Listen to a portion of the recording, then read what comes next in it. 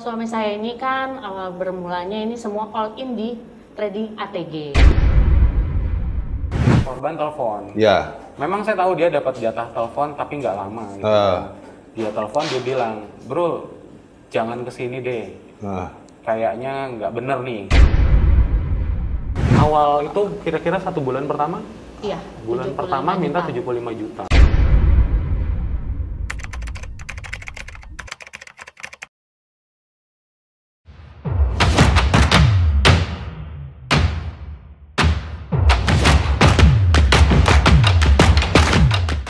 Usaha dengan kartu kredit.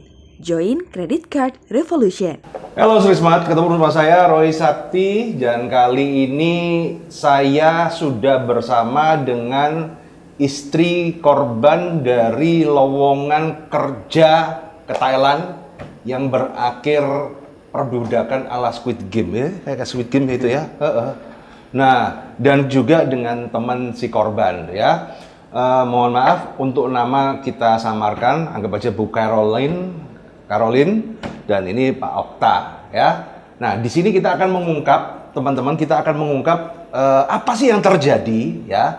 Kenapa sampai korban ini terpikat dengan tawaran kerja itu dan apa yang terjadi.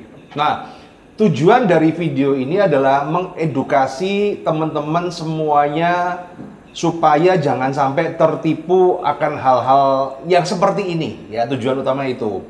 Dan kemudian kita juga dari pihak korban juga sudah ada komunikasi dengan pihak kedutaan besar, walaupun secara tidak langsung kita udah berkomunikasi. Jadi teman-teman please ya jangan ngejudge dulu, nyalahin kedutaan, nyalahin pemerintah apa segala. Karena ini a little bit complicated teman-teman. Artinya sudah ada komunikasi dan tujuan kita bikin ini satu ya untuk mengedukasi, yang kedua untuk tahu kronologi sebenarnya seperti apa. Ada beberapa data-data yang kita tidak bisa ungkap karena kan korban ini kan si whistleblower ini kan masih berada di KK Park Myanmar ini. Dan kalau sampai ini kebongkar ya resikonya nyawa bisa hilang ya. Nah, oke, sekarang kita masuk ke gini. Selamat siang Bu Caroline. Selamat siang. Nah, halo Pak Okta. Ya. Oke, saya mau ke Bu Caroline dulu deh, ya. Bu Caroline posisinya di sini sebagai Istri. Istri ya dari korban ya. Iya. Dan ini siapa? Ini anaknya ya. Iya. Umur anaknya. berapa? Umur 5 tahun. Umur 5 tahun. Jadi anak cuma satu. Iya. Ditinggal papanya ya. Iya, Aduh, aku begitu kamu datang bawa anak itu hatiku langsung drop itu kan. Aduh. Bayangin kalau anakku gimana gitu ya. Aduh. Nah, Bu Caroline bisa nggak diceritakan kronologis awalnya kenapa sih si korban ini suami Anda kok sampai masuk ke jebakan Batman ini? Iya, jadi awal mulanya gini. Suami saya ini kan awal bermulanya ini semua all in di trading ATG. Ya. Ya. Robot trading ATG ya teman-teman, betul. internet tuh. Wahyu Kenso, gara-gara lu tuh, ya. Karena kita mau withdraw itu tidak bisa. Jadinya kita ada saldo berapa? Di ATG ada saldo berapa? Saldonya itu lumayan banyak. Lumayan banyak ya. Iya. Dan itu uang warisan ya? Iya, pokoknya semua uang ada di situ. Kita nggak ada uang apa-apa lagi, semua ada di ATG. All in ATG, Ya. ATG. Jadinya ya kita bingung mau gimana. Akhirnya suami saya cari lowongan kerja. Cari lowongan kerja, oke. Dapatlah ini lowongan lokar ini. Nah, lowongan kerja itu didapatnya dari mana? Dari online. Online apa? Dari sosial media? Ya, online sosial media. Atau dari broadcast WhatsApp? Atau dari TikTok? Atau dari pokoknya online sosial media lah ya. Terus abis itu diiming-imingi dengan gaji besar 18 juta. Gaji 18 juta, iya. Kemudian pekerjaannya apa sih? Dikasih tahu nggak sih pekerjaannya apa? Pekerjaannya awal mulanya itu dikasih tahunya perbankan ya. Perbankan? Oke. Begitu, tetapi setelah itu kan di-interviewnya secara online. Secara online? Interview online, kemudian oke. Nggak, pas di interview itu ditanyain apa aja? Suami saya sih yang tahu ya? yang tahu gitu kan ya. Saya hanya tahu kalau dia sudah diterima aja. Kemudian disuruh buat paspor, lalu paspor itu kemudian dikirimkan ke adminnya tersebut. Ke admin tersebut? Jadi adminnya ini terus kemudian bikin tiket okay. untuk pergi ke Thailand. Nah, sebentar. Iya. Emang nggak tanya ini pekerjaan legal atau tidak? Ditanyakan. Sebelumnya ditanyakan oleh suami saya, ini legal atau ilegal? Mereka menjawabnya ini legal. Oh iya ya. Mana ada maling aku ya? Iya, karena suami saya menanyakan dulu, ini legal atau bukan gitu. Kalau ilegal kan mana mungkin suami saya mau pergi gitu kan. Padahal biasanya kalau pekerjaan-pekerjaan di luar negeri itu kan kamu harus bayar dulu. Ada bayar nggak nih? Ini sih nggak ada ya, cuma disuruh. Jadi nggak ada bayar, cuma suruh bikin paspor, dibikinin waduh, tunggu bitru ya, kayak penawaran investasi bodong aja ya. Nah, oke. Nah ini sebentar teman-teman, dari Bu Caroline kemudian ke Pak Okta. Ini karena ini menyambung ya. Pak Okta ini adalah sahabat dari korban dan calon korban yang nggak hampir jadi korban. Coba diceritakan Pak Okta. Iya, jadi pertama itu posisinya saya lagi di Bandung. Iya. Saya memang tinggal di sana. Nah terus si suaminya Ibu Caroline itu WA saya, dia bilang, bro ada kerjaan nih di luar negeri, mau nggak? Kebetulan karena kita di Bandung tuh juga kondisi lagi pandemi kan. Iya. Lihat gajinya lumayan nih, 18. Terus tanya tiket gimana, ditanggung semua. Terus gimana? Yang penting ada visa katanya. Wah, gue belum punya visa, tak bilang gitu kan. Terus kata dia, ya bikin visa aja bro, visa paling berapa? Nah nanti di sana tuh bahkan katanya kalau kita sampai itu kita ada yang namanya advance cash. Ibaratnya kasbon. Kasbon. Begitu sampai langsung boleh kasbon. Loh dia cerita posisi pas udah di sana apa pas mau ke sana? Dia posisinya itu waktu itu masih di sini. Oh masih di sini cerita gitu ya? Ya. Masih di sini. Nah akhirnya pas karena saya ngurus paspor, si korban ini sudah punya paspor, berangkat duluan. Tadinya kita mau berangkat bareng, tapi karena aku ngurus paspor di Bandung lama, dia berangkat duluan. Aku pindah ke Malang karena istriku kan baru lahiran, jadi biar ada yang ngurus baby keluarga. Pindah ke Malang, sempat ketemu di Malang 1-2 hari sama korban sebelum berangkat. Akhirnya korban berangkat, saya sambil ngurus paspor di sini. Nah, habis itu saya hubungan kontekan sama adminnya. Admin setelah paspor jadi, kirim foto paspor, admin. Kamu ditanyain apa aja sama admin itu? Pas interview. Pas interview standar cuma nama, terus suruh ngejelasin pengalaman kerja. Tapi semua dalam bahasa Inggris. Gitu. Suruh pengalaman kerjanya apa aja, saya sebutin. 1, 2, 3, 4, saya sebutin semua pengalaman kerja, terus kata dia gitu. Jadi kesannya tuh waktu interview tuh yang utama tuh cuma bahasa Inggris. Bahasa Inggris? Iya, saya sempat bahas sama korban, bro kenapa gaji besar kok nggak nyari orang sana gitu. Ternyata jawaban yang kita dapat itu orang Thailand, kan kita diiming-imingin di Thailand nih, orang Thailand untuk komunikasi bahasa Inggris itu kurang bagus. Katanya gitu, sama untuk penulisan, sedangkan pekerjaan kita dituntut untuk yang bahasa Inggris karena diperbankan itu. Jadi make sense sih, gitu. Jadi akhirnya dia berangkat. Terus kamu tanya legalitas nggak? Legalitas tanya. Terus dijawab? Tanya legalitas itu aku tanyanya ke korban sih. Karena kan korban yang lebih komunikatif ke perusahaan. Pokoknya percaya lah ya. Iya. Korban nyemplung sumur lah gitu ya. Saya percaya sama korban ya. Nah terus udah korban berangkat, saya dikirim tiket. Itu 3 hari sebelum saya berangkat, itu si korban telepon. Memang saya tahu dia dapat jatah telepon, tapi nggak lama. Gitu. Dia telepon, dia bilang, bro, jangan kesini deh. Kayaknya nggak bener nih. Dia bilang gitu. Karena saya percaya 100% sama korban, udah saya batalin, saya nggak jadi berangkat. Itu tiket sudah dikirim ke saya. Nah, terus itu adminnya apa nggak marah-marah tuh? Nah, pada saat itu saya bingung kalau misalkan saya ini emang nggak bener, kalau saya bilang, aduh, bos kayaknya nggak bener nih, takutnya korban di sana kenapa-napa. Jadi saya bilang ke adminnya waktu itu, gini, kalau di Indonesia itu kalau mau berangkat harus ada cek swab, tes swab. Begitu tes swab, saya bilang saya positif. Jadi akhirnya saya bilang 3 hari sebelumnya, supaya mungkin kalau dia mau refund atau apa, nah teman saya yang di sana ini nggak dibebankan gitu loh. Takutnya dia disalah-salahkan, atau kamu nggak jadi berangkat gitu. Thank you. Nah sekarang kita kembali ke Bu Caroline ya. Nah setelah sampai di Thailand, Ada potongan tiketnya ada ya tadi ya? Ada Jadi teman-teman yang saya berikan ini adalah yang ada bukti-buktinya kan, karena kemarin dari pihak kedutaan besar juga minta ada bukti-buktinya. Nggak usah dilihat, nanti aja, nggak apa-apa. Ya, tar. Nah, terus apa yang terjadi di Thailand? Yang terjadi di sana ya setelah sampai, suami saya kemudian dijemput oleh pihak sana ya, dalam mobil, lalu dia dibawa perjalanan panjang, kemudian disuruh turun gunung, naik gunung, nyeberangi sungai. Waduh. Sampailah mereka di sana dan mereka nggak tahu ini di mana gitu. Gitu. Jadi ya udah sampai di sana ya mereka bingung apa yang harus dilakukan gitu. Karena kan, kok jadinya di sini gitu.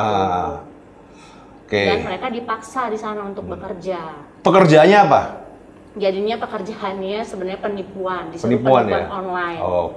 Begitu. Jadi teman-teman, jadi kerjanya si korban ini disuruh menjadi penipu online, yaitu pig butchering scam. Mungkin kamu udah tahu ya. Jadi dia pakai akun cowok-cowok Korea gitu kan, kemudian DM ke cewek-cewek kesepian ya. Kemudian endingnya diajak untuk investasi ya, love scam, istilahnya love scam teman-teman ya. Dibayar nggak? Nggak digaji. Jadi dia itu kerja begitu nggak digaji? Iya. Nggak digaji dan kerjanya itu selama 16 jam sehari. 16 jam? Waduh. Nah, kenapa nggak kabur? Nggak bisa, soalnya kalau kabur di sana banyak penjaga bersenjata api. Bisa ditembak mati kok. Oke. Terus selama di situ apakah ada korban ini mengalami penyiksaan atau apa gitu? Kalau penyiksaan mungkin kalau hukuman ada ya. Ada ya? Tapi saya kurang tahu. Hukuman karena kan tidak memberitahu saya mungkin. Iya korban ya. Gimana lah. Pernah curhat sama kamu nggak? Dia ada kena hukuman apa gitu? Kalau si korban atau suaminya Bu Caroline sendiri sih sejauh ini belum pernah cerita dia ngerasain gitu ya. Tapi itu di sela-sela jam kerja mereka yang pasti itu kalau nggak salah jam 5 subuh itu mereka ada pelatihan kayak militer. Jadi disuruh lari gitu. Itu subuh-subuh tuh. Mereka kan jam kerjanya kalau nggak salah jam malam ya. Iya. Awalnya dari jam 12 sampai jam berapa? Jam 2 sih. Berarti scammernya di Amerika berarti ya? Mungkin. Korban-korbannya Amerika ya. Berarti suamimu jago, speak iblis itu kan jago berarti ya? Buru-buru speak Pak, nyawa aja. Gimana? Terus cerita lagi. Iya, dia pernah cerita memang. Dia juga bukannya cerita waktu itu ngingetin saya, bro, kalau di sini tuh kayak gini. Itu sebelum dia bilang saya berangkat ya. Dari awal dia masuk emang udah gitu. Terus sempat ada dia lihat salah seorang warga negara asing, ini kalau nggak salah dari Cina itu sempat mengalami pemukulan. Nah, pemukulan itu yang bikin dia waktu itu nelfon saya bilang jangan berangkat. Itu baru di awal ya? Itu berarti kurang lebih sebulan dia di sana kali ya. Sebulan atau 2 minggu dia di sana, baru dia ngelihat itu, dia kabarin saya, bro jangan berangkat, kayaknya nggak bener nih gitu. Nah, karena dia bilang nggak bisa banyak cerita saat itu, beberapa hari kemudian baru dia bilang alasan itu. Kemarin ada di sini yang begitu dipukulin. Oke. Jadi ini teman-teman hati-hati dan dia itu tinggalnya di KK Park ya? Iya. KK Park Myanmar. Jadi buat teman-teman ya, KK Park Myanmar itu wilayah perbatasan kalau nggak salah ya. Wilayah perbatasan antara Thailand Myanmar dan kondisinya di situ itu konflik memang.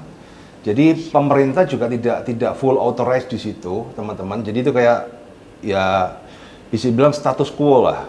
Makanya di situ banyak perusahaan, kalau aku dengar dari si korban juga banyak perusahaan-perusahaan serupa.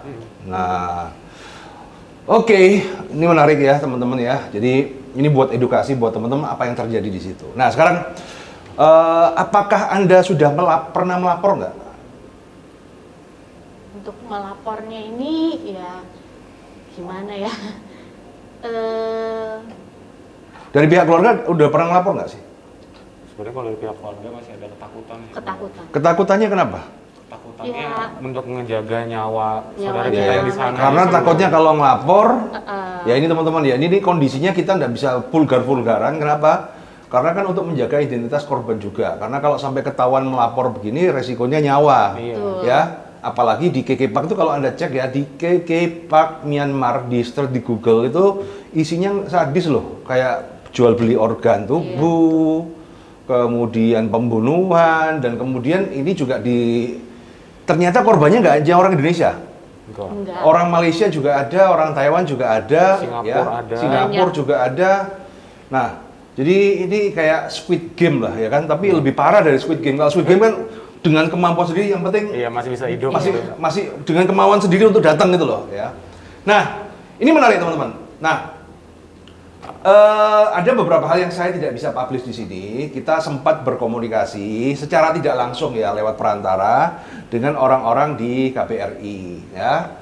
Cuman ini ada statement yang harus berdasarkan gambaran dari orang KBRI ini, ada asumsi yang menyebutkan bahwa korban dan gengnya ini kelompok scammer, teman-teman. Jadi kelompok scammer yang which is ya memang gitu loh. Kenapa? Karena kerjaannya dia di sana adalah nipu. Dipaksa untuk menipu ya. Pick butchering scam yang korbannya, teman-teman, korbannya banyak yang lapor ke saya juga. Jadi kenapa saya mau handle kasus ini? Karena satu, dia ini korban robot trading ATG, ada sentuhan di situ. Yang nomor dua, dia ini dipekerjakan sebagai seorang scammer. Jadi dia dipekerjakan sebagai seorang penjahat, tapi bukan atas dasar kemauannya sendiri, tapi dipaksa, ya. Dan kalau mau kabur juga entah berantah seperti itu kan. Nah, ini yang terjadi. Nah, dipaksa untuk melakukan kejahatan yang korbannya juga sering lapor ke saya. Banyak itu, ada yang sampai kena hampir 10 miliar ada itu, gara-gara begitu-begitu doang itu. Ya teman-teman ya. Nah, kemudian ada asumsi ya kan dari pihak kedutaan bahwa mereka ini adalah gerombolan penjahat. Nah, mereka datang ke sana itu jadi ini ada asumsi ya. Sekali lagi teman-teman, ada asumsi. Mereka ke sana memang niatnya udah jadi penjahat. Kalau dari itu gimana menurut Bu Carol? Kalau menurut saya ya nggak bisa gitu ya Kak ya, karena suami saya itu kan kerja ke sana murni mau mencari pekerjaan, bukan menjadi seorang penjahat. Dan sampai sana juga nggak tahu ternyata kok jadi seperti ini, jadi disuruh menipu, dipaksa. Nggak pernah transfer duit nggak? Nggak pernah. Jadi teman-teman ya, ini saya ngomong klarifikasi ya. Kalau dia jadi penjahat ya kan, kenapa dia nggak dibayar? That's the point. Karena posisinya dia nggak dibayar ya. Jadi benar-benar perbudakan ini, nggak dibayar, kecuali dia dibayar ya. Gajinya transfer itu ya beda kasus. Oh berarti ya penjahat sama penjahat kong kali kong. Jadi kasusnya mereka ini tidak dibayar teman-teman. Nah, berdasarkan pengakuan dari korban dan keluarga ya. Kenyataannya saya nggak tahu, tapi kenyataannya nggak terima transferan ya. Selama ini nggak bisa transferan. Nah, kemudian, kamu ketika mau berangkat ke sana tuh memang sudah dibilang mau jadi penjahat nggak? Enggak ya? Enggak ada ya? Loh, karena, nah ini supaya kalau teman-teman orang-orang dari KBRI yang mengetahui kasus ini ya paham bahwa mereka di sana itu tidak menjadi seorang penjahat ya. Mereka jadi penjahat tapi dipaksa dan mereka tidak mendapatkan hasil dari kejahatan itu gitu loh. Jadi ini benar-benar slavery ya kan, perbudakan. Nah, kemudian kalau dari korban sendiri sudah ada komunikasi dengan pihak KBRI nggak? Dari korban sendiri ada komunikasi ya? Komunikasi. Tapi berat ya? Berat, karena korban sendiri kan di sana nggak boleh pegang handphone. Ada batas waktunya. Ada batas waktunya. Jadi teman-teman, saya ada beberapa jawaban yang saya tidak bisa publish di sini. Tapi kondisinya ini adalah berita itu kan bikin video, ya kan? Video itu viral, video tersebut sudah diterima dari pihak KBRI, ya. Pihak KBRI sudah istilahnya notice bahwa itu ada. Cuman memang ada beberapa kesulitan-kesulitan yang dialami dari pihak KBRI. Dan ini juga dialami nggak cuma pemerintah Indonesia aja, juga dari pemerintah dari Malaysia, dari Taiwan juga ada beberapa. Jadi ini kondisi kita nggak bisa menyalahkan KBRI Yangon, teman-teman ya, karena memang kondisinya adalah si korban ini berada di tempat yang pihak pemerintah Myanmar pun nggak bisa masuk ke situ.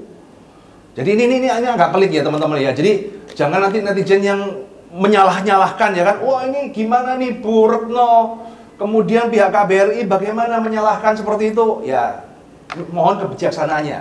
Karena sekali lagi video ini adalah untuk educational purpose ya kan, untuk mengedukasi supaya teman-teman jangan terjebak di situ. Nah, kemudian yang saya mau tanyakan lagi adalah video itu dibuat kapan? Video itu viral tuh. Apa bener nggak yang di video itu ada? Betul. Itu ada kamu ya? Bukan ada kamu. Ada suamimu. Suami ya ada suamimu ada. Pasti ya. Jadi betul ya. Video itu dibuat kalau nggak salah awal September kalau nggak salah ya. Kalau tepatnya saya nggak tahu. Iya tepatnya nggak tahu. Saya terimanya itu baru minggu lalu mungkin. Terus minta tolong untuk di blur namanya, sama suaranya agak dirubah, sama ya menyamarkan lah. Menyamarkan ya, menyamarkan. Supaya mereka nggak ketahuan dan istilahnya nyawa mereka masih tetap aman lah ya. Oke, jadi kenapa video itu di blur dan suaranya di nyano? Berarti supaya mereka tidak ketahuan. Iya. Berarti yang edit kamu berarti? Iya. Nah, jadi dia bantu yang edit teman-teman. Berarti itu valid ya video itu ya? Iya. Video itu valid dan memang korban sendiri. Karena banyak juga yang menduga bahwa video itu hoax. Ataupun nggak ada unsur hoax itu loh. Tapi valid ya dan bisa dipertanggungjawabkan sama pihak keluarga ya? Bisa. Oke, nah seperti itu. Nah kemudian dari pihak perusahaan sendiri apakah ada opsi untuk menebus nggak? Kalau dari perusahaan itu Minta tolong keluar gitu loh? sempat si korban ini memang tanya gitu kan, maksudnya mau pulang. Karena posisinya kita waktu sampai sana itu dia, bukan kita. Lu di sini. Calon korban. Oh, calon korban ya. Iya. Kita waktu di penawaran itu, kita memang dikasih tahu kontrak kita 1 tahun kerja. Yeah. 1 tahun kerja itu catatannya kita bisa kalau selesai kontrak itu kita dibelikan tiket pulang lagi. Oke. Selesai kontrak gitu. Kalau misalkan memang nggak selesai kontrak, itu kita bisa pulang, tapi dengan catatan bayar tiket sendiri. Oke. Itu kondisinya. Kelihatannya kok gampang banget gitu ya. Nah ternyata begitu sampai di sana. Itu ada pernyataan tertulis atau verbal? Verbal sih, itu waktu interview kan kita tanya. Interview ya. Oke. Nah terus ternyata si korban sempat tanya katanya. Ternyata ada penalti katanya kalau mau pulang. Penaltinya itu berapa kemarin sih tanya? 75 juta Bukan. ya waktu di awal. Awal ya? Di awal. Awal itu kira-kira 1 bulan pertama? Iya. Bulan pertama minta 75 juta. 75 juta, oke. Otomatis keluarga kaget, shock dong. Kok 75 juta padahal awalnya cuma tiket aja katanya. Iya. Ternyata sampai nunggu-nunggu lagi, bulan kedua tanya lagi. Iya, tanya lagi sudah naik jadi menjadi 250 juta. 250 juta. Waduh. Nah dari situ kan keluarga juga gimana, orang habis kena ATG, duitnya habis-habis, kemudian masih gitu. sudah jatuh tertimpa tangga kecemplung got. Nah kalau kena paku lagi. Belum kena paku lagi. Nah ini jadi teman-teman, ini kronologis yang terjadi seperti itu. Jadi buat teman-teman hati-hati juga. Dan saya minta bantu untuk sebar video ini. Kalaupun ada istilahnya ada public figure yang mau ikut membahas, silakan. Karena kan sebenarnya saya itu bukan koridornya bahas-bahas kayak begini nih. Ya kan kita mau urusan investasi bodong ya. Sebenarnya ini mohon maaf teman-teman ya, memang di luar koridor, tapi saya tergerak karena satu ya kan, ya kok pas si korban tuh DM saya. Kemudian engagement, nggak tahu, biasanya gua abaikan sih gitu loh. Aku sempat ngomong kok, lah aku bisa bantu apa? Kan aku tuh nggak ada kapasitas di situ kan. Kita harusnya minta bantu sama Pak Hotman Paris sama Deddy Kombusir lah ya. Nah, cuman jauh pas dan kemudian ternyata istrinya juga berada di satu kota dengan saya gitu loh. Jadi podcast ini bisa terjadi, semoga ini bisa menjadi gambaran apa yang terjadi. Jadi teman-teman minta bantu supaya kasus ini bisa diperhatikan kembali pada pemerintah Indonesia, termasuk Menteri Luar Negeri ya, Bu Retno tolong di follow up. Kasus ini sudah ada di Kedubes Yangon, tapi memang sekali lagi kita percaya juga ya mereka berusaha, tapi ada kendala-kendala yang dialamin. Saya terima laporan di sini bahwa kendalanya adalah mereka berada di tempat konflik, gitu kan? Bentar. Jadi ini ya, kendala yang dihadapin oleh KBRI juga kedubes yang lainnya juga tengah mengupayakan pembebasan warganya adalah tidak adanya akses ke wilayah tersebut. Mengingat masih terdapat konflik bersenjata aktif antara militer Myanmar dan etnis bersenjata maupun People Defense Force, sayap militer pihak oposisi di Myanmar. Kompleks perusahaan-perusahaan yang dimaksud juga dikelola secara mandiri dan dijaga oleh para militer dari Border Guard Force, ya. Jadi itu, dan saya minta tolong buat teman-teman juga mohon doanya semoga 80 ya katanya, WNI-nya ada total 80 ya? WNI-nya kurang lebih. Sekitar 80 ya, 80 WNI masih berada di sana terjebak, nggak bisa ngapa-ngapain.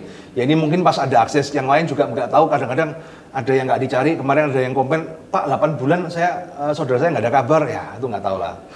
Jadi tolong minta doanya teman-teman, semoga ini bisa dilaluin ya. Kita support pemerintah kita untuk menindaklanjutin karena memang ini ada masalah-masalah yang kendalinya di luar kita nih. Nah sebelum kita akhirin ya, ini tadi ada yang menarik. Jadi ini nggak nyari papanya ini si anak ini? Pasti nyari sih. Hah? Pasti nyari. Nyari ya. Oke. Dia sangat kangen sama papanya. Dia kangen ya. Kamu kangen nggak sama papa? Kangen ya. Oke. Kamu katanya udah tulis surat ya. Oke. Coba kalau misalnya papamu lihat ini, coba ngomong deh ke papamu. Papamu lihat video ini. Kenapa? Hah? Jadi. Papi tunggu papi pulang. Oke. Kangen papi. Oke. Nah, teman-teman, ya ini saya memang bukan kapasitasnya untuk membantu, tapi ya karena saya punya media, saya ada ini, saya akan berusaha sebisa mungkin. Ya, tapi tetap ya kembali lagi ya kita harus berdoa supaya ini bisa cepat dilaluin dan minta tolong untuk KBRI Yangon untuk menindaki secara serius. Kalaupun memang diperlukan koordinasi dengan keluarga, bisa japri saya akan memberikan kontak keluarganya. Dan memang untuk saya tidak bisa terlalu vulgar karena sekali lagi kita ini berusaha menyebarkan ini ke banyak orang, tapi menjaga kerahasiaan korban. Karena kalau sampai ketahuan, ya bisa jadi korban ini akan kehilangan nyawa juga, ya. Oke, thank you teman-teman, sukses selalu teman-teman dan semoga masalah ini bisa cepat selesai.